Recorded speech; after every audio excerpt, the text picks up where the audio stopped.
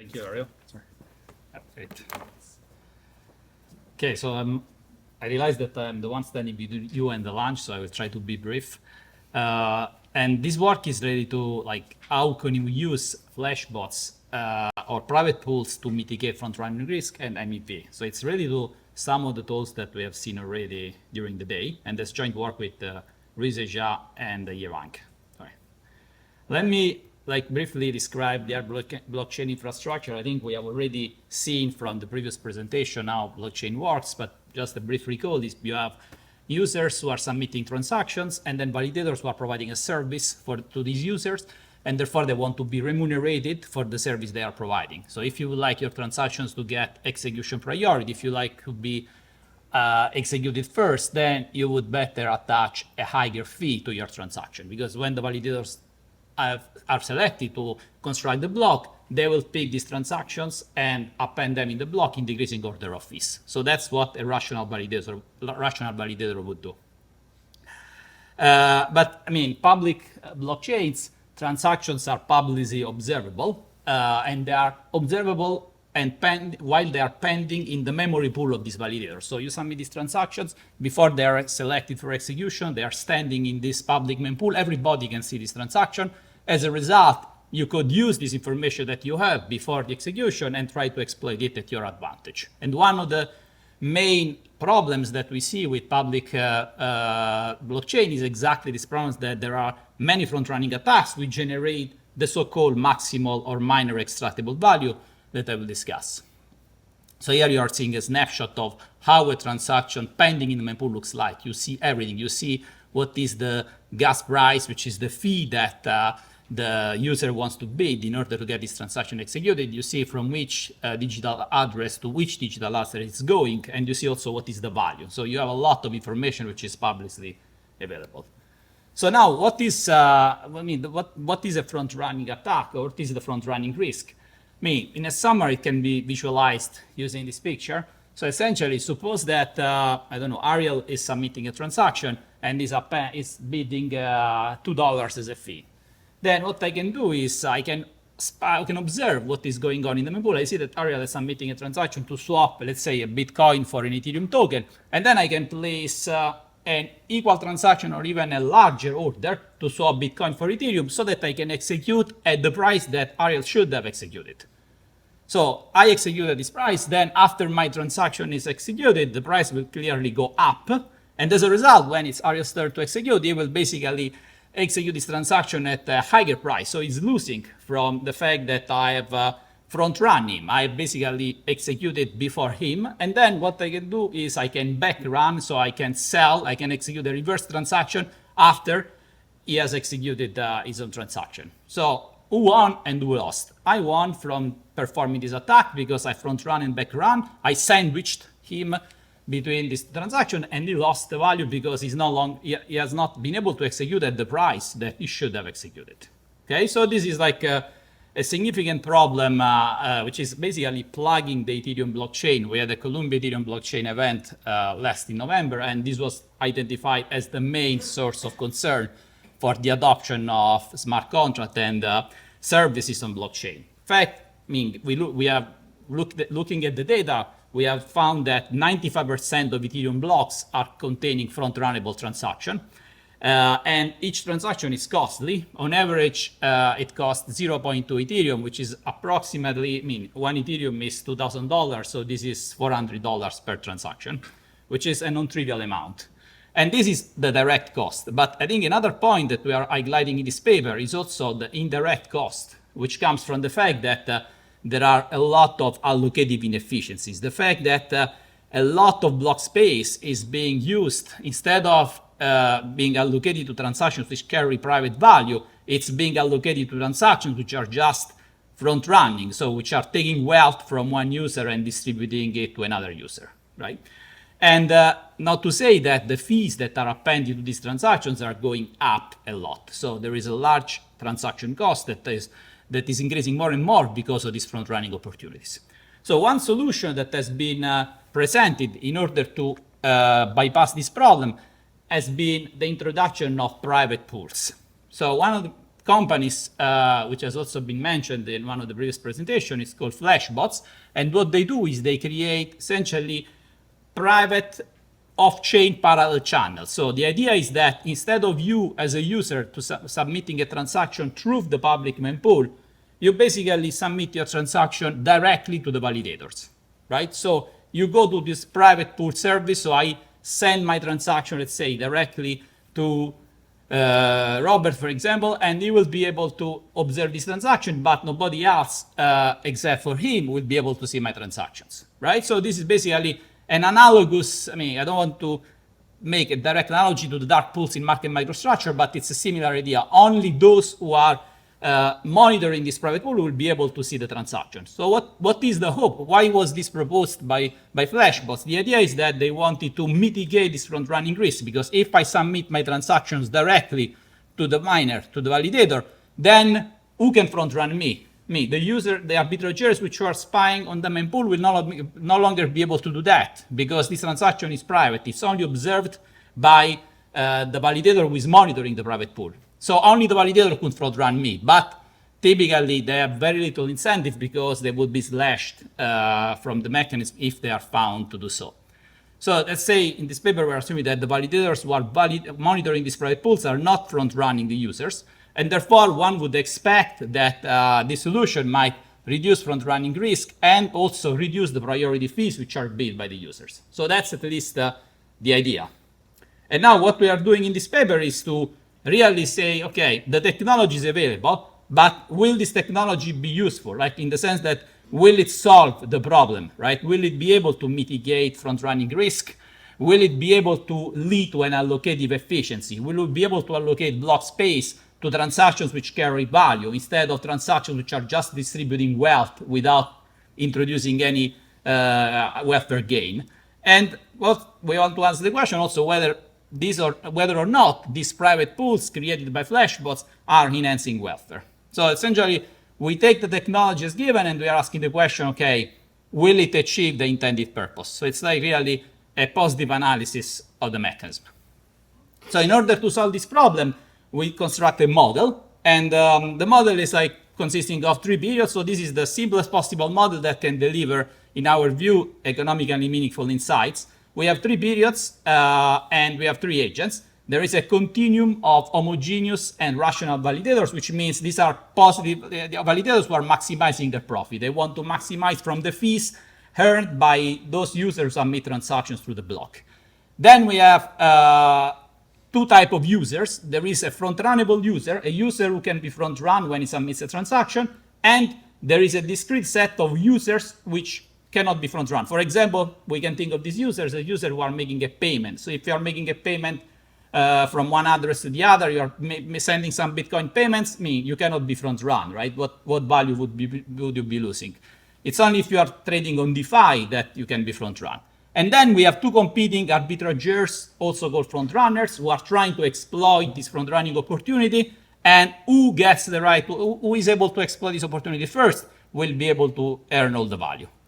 And there are 2 possible ways of transacting. You can send your transactions directly through the private pool, through these flashbots, or you can send your transactions through the public mempool, in which case it will be visible to everybody. Okay? So now let me briefly illustrate how the mechanism works. We have like first period, the validators will have to, this is a dynamic game, so we solve for the Nash equilibrium. In the first period, the validators will have to decide whether or not to monitor this private pool. So they are all standing and monitoring the public pool, but some of them might choose to monitor the private pool, right? It's completely free. There is no direct cost for monitoring the private pool. In this case, 2 validators have chosen to adopt the private pool, so the adoption rate is 50%, right? They are monitoring this private pool in addition to the public pool. Second period, the user have to decide whether to send their transaction through the public or through the private pool. Now, if a user, the front-runnable user, sends his transactions through the public pool and is front-run by an arbitrager, he will lose some amount. So this amount C will basically be a wealth transfer from the front-runnable user to the arbitrager who is monitoring the public pool.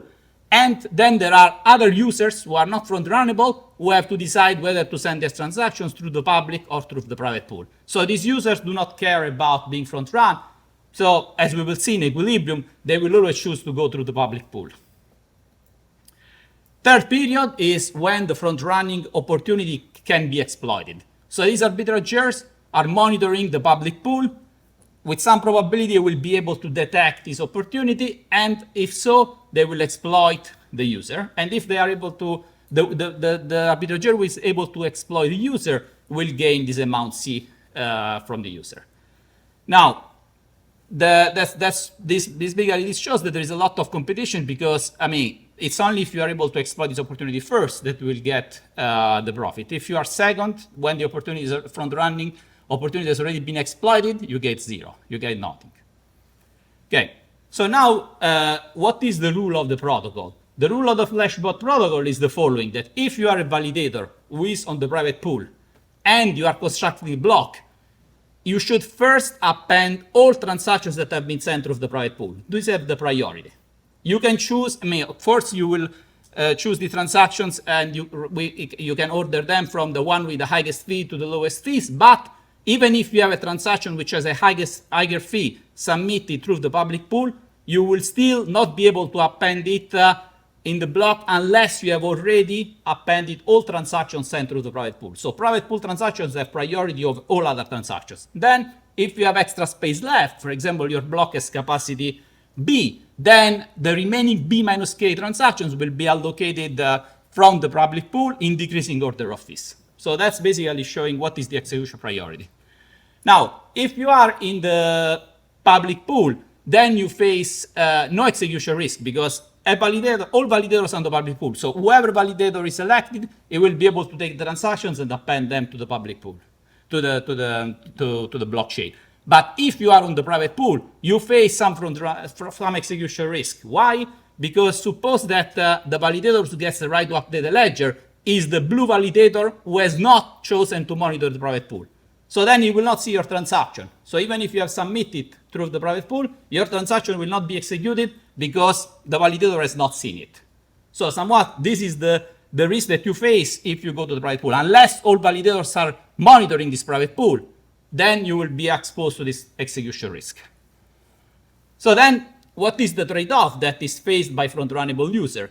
The trade-off is like quite simple. There is a trade-off between execution risk and front-running risk. If I can be front-run and I go through the private pool, then there will be zero front-running risk for me because I cannot be front-run, but I will suffer from execution risk because maybe there will be only 50% or even less validators that are monitoring this pool.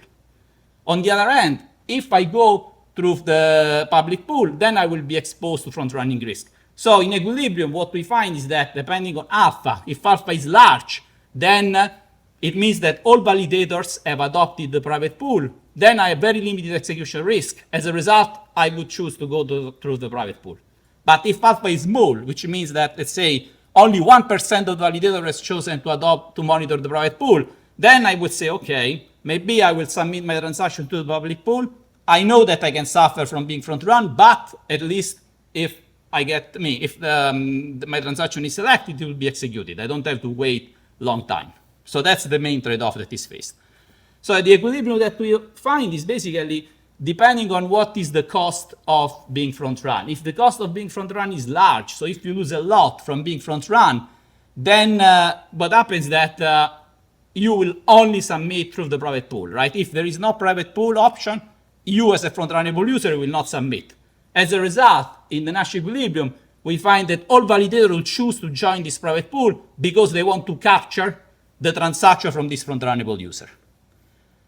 The situation is different if instead the front-running cost is not too large. So I'm saying low, here we have a threshold. So if the front-running cost is smaller than a threshold, we see that there is only partial adoption or partial monitoring of these private pools. Why? The reason is the following. Why is not alpha star? Why not all validators adopt? Because if all validators were to adopt this private pool, then there will be no front-running opportunity anymore, right? Because all the users will submit through this private pool and nobody will be able to exploit this arbitrage opportunity. But then this means that there is no minor extractable value for the validator. So the maximal extractable value or the minor extractable value, this terminology, is used to denote exactly the fees that are earned by the validators because the arbitrators or the front runners are competing to exploit this front running opportunity. So if there is no front running opportunity, then you have zero MEV. So alpha star cannot be what we want. There cannot be full adoption. Of course, why not zero adoption? There is not zero adoption because there is still competition between front runners or arbitrators in exploiting this opportunity. And if typically what they do, this arbitrator, they monitor the opportunity on the public pool and then they go and compete on the private pool. Because if they compete on the private pool, they will not be able to be front run through each other, right? I submit my transaction to the private pool, I exploit this opportunity, and you cannot see that I've identified this opportunity, and therefore you will not be able to front run me in my front running attack. So the bottom line is that these flashbot channels are not able to reduce front running precisely because there is a limited value, minor extractable value that validators still want to capture. So this slide basically is showing that this phenomenon is economically significant and material because, I mean, if we look at the maximal extractable value, which is these fees coming from competing front runners, this is all being captured by the validator. So this is basically the ratio between the fee that is paid by the front runners and the value of their transaction. And you see that this is at around 99%. So that means that they really compete basically till losing. I mean, if they can earn $100 from front running, they will beat up to $99. So that means that there is a big concentration of minor extractable value which is being earned by the validators. And this is a problem, right? We don't want validators to be the ultimate beneficiary of the system. Just a few words about allocative inefficiency. As I mentioned, there is a direct cost, but there is also an indirect cost coming from the fact that if we have, let's say, transaction 0, 1, and 2, where the transaction 0 has a larger value than 1 and 2, we would like this to be the allocation in the block. We want transactions which carry the highest value to be allocated. But this may not happen because first, the front-runnable user who is user 0 may decide not to submit his transaction because he's worried about being front-run. In this case, we have the first inefficiency. Or there might be a second inefficiency coming from the fact that the front-runnable user is the first to be selected, he gets value C, and he extracts this value from the front-runnable user. So the first two blocks in the last inefficiency 2, you see that is being allocated just to capture V0. So we have C plus V0 minus C. In the end, what is the total value is V0. So this is basically a problem. In order to get maximal welfare, we would like all validators to go on the private pool. Unfortunately, this will not happen because the validators want to preserve maximal extractable value. So this is a classical hold-up problem in optimal contracts, which basically means that if you want to achieve the social optimum, then you need really front-runnable users to compensate validators for the fact that they are incurring a loss in terms of minor extractable value. So unless you subsidize these validators, they will never choose to monitor the private pool because they don't want to give up their MEV. And with this, I would like to stop. Thank you.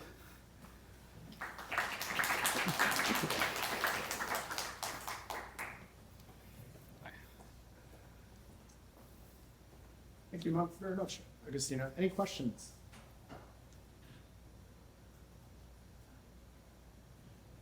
Is there an analogy to your last arguments, thinking about trading off slippage? Like, so your leading example of front running is a sandwich attack. Yeah. And I can submit an order to a decentralized exchange with a tolerance of how far I'm willing to let the price adjust before my trade executes. Yeah. So in principle, I could say I only trade at a specific price. Yeah. And in a micro sense, it's not surprising my transaction may not go through if I do that. Yeah. But is there an analogy between we could be in an equilibrium where we all tolerate front running, or we could be in an equilibrium where we don't and just pay fees for all of our transactions? Yeah. Or is there an actual welfare loss from this? And I think your last results are speaking to that, but I'm not quite sure which way it goes. Yeah, this result, right? You mean the aggregate? Yes, so I mean, I think definitely when you submit a transaction, for example, through Uniswap, you can always specify the maximum slippage that you are willing to tolerate. I mean, the same can be done for a front-running attack. Like if it's a front-running attack, then this transaction will not get executed. And then, I mean, this brings a question, and it is interesting point that you might have to decide between whether or not you want to go ahead and execute this. I mean, if you have to submit and you know that there is this slippage constraint, you might decide whether or not to go ahead and submit, because there might be a possibility that you will not be front run, or maybe stay out and not submit. And I think basically this trade-off, we don't have like a trade specification constraint in the model, but my guess is that even if you were to include it, you would basically observe that the front running value, the minor extractable value will be slightly smaller because of this option that you have. But it's a great point. Thank you. So Yeah. here we are talking about the social welfare. Yeah. And the question is, sometimes it's very simple to choose the objective function for the social welfare. Yeah. And, in this case, I guess you just use the summation of extracted payoff. Yes. And, whether there's any kind of other objective function you can choose in order to make all this already make sense or something like this. If there are any alternative specification, you mean? For instance, Yeah. I guess for large minor and for small minors, I mean, the objective will be very different, right? Yeah. Okay. Yeah, that's a good question. So in this paper, basically, the reason why the aggregate welfare is equal to the sum of the transaction valuation is because if you sum all the payoffs, then you will have a lot of wealth transfers. For example, like the value of the front-runnable user, the value loss of the front-runnable user is the gain of the front-running arbitrager, and therefore these terms cancel out, and what remains are essentially the gains from trades or the value of transactions submitted by the users. If one could use difference in this model, I think this is basically the notion of welfare that we are adopting. But right, if you had, let's say, large validator from smaller validators, and you want to distinguish between them, in this case, in this paper, they are homogeneous, so they are all identical validators. They all have the same size. So the weight will be essentially 1 over the number of validators. But in principle, you could have, if you had like larger and smaller, you could weight, for example, the validator based on their size, and this will basically change the welfare function. Or you could have risk aversion, like in this model, everybody's this neutral. Then if you have risk aversion, you also get different welfare. Thank you. Okay. Thank you, Agostino. Thank you.